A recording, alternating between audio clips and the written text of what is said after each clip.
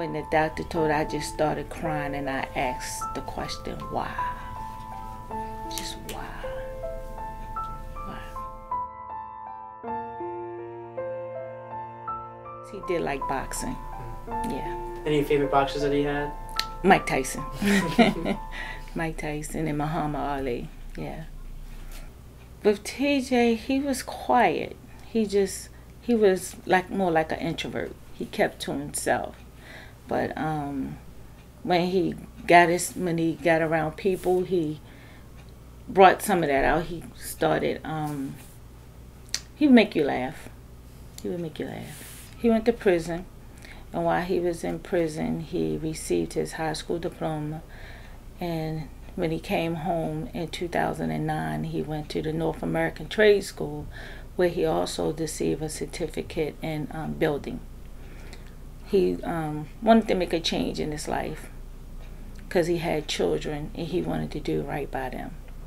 I was with him that Thursday before he died. We was all at my mother's house. Myself, him, and my son, my oldest son.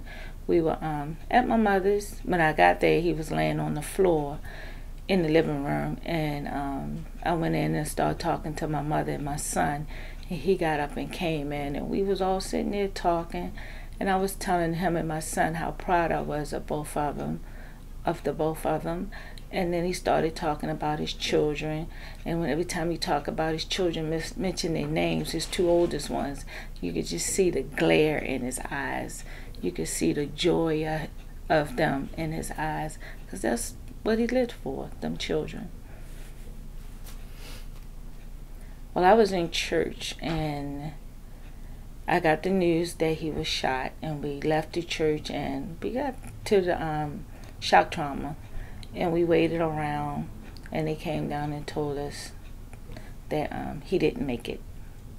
I was scared. I was frightened. And then when we got the news that he didn't make it, I was what you call devastated. I was devastated. It felt like my whole world was just crushed. It took them 6 months, but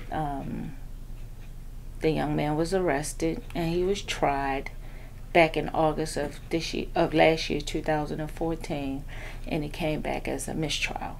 So the next trial date is set for February the 24th of this year. I've forgiven him. I have forgiven him, yes. It's for my peace, and because the word tells me that if I want to be forgiven, I have to forgive, even my enemy. Even my enemy. I didn't have a feeling. I just forgave him. There was nothing that came over me or anything like that. I just forgave him. I forgave him. I have a picture of him in my wallet, and I carry his wallet with me, with his school ID in it. I don't know. It's just something to keep him near me. Mm-hmm. Just something. In his picture, I keep in my wallet. When I open up my wallet, it's right there. So yeah, I think it's had a key, and a key.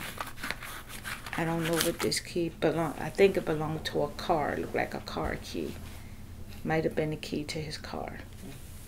I carry that. This stays in my pocketbook with me. And this is my wallet.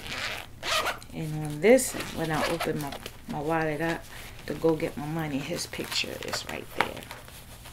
This is where I keep his picture. So he's with me at all times. In memory and in a picture.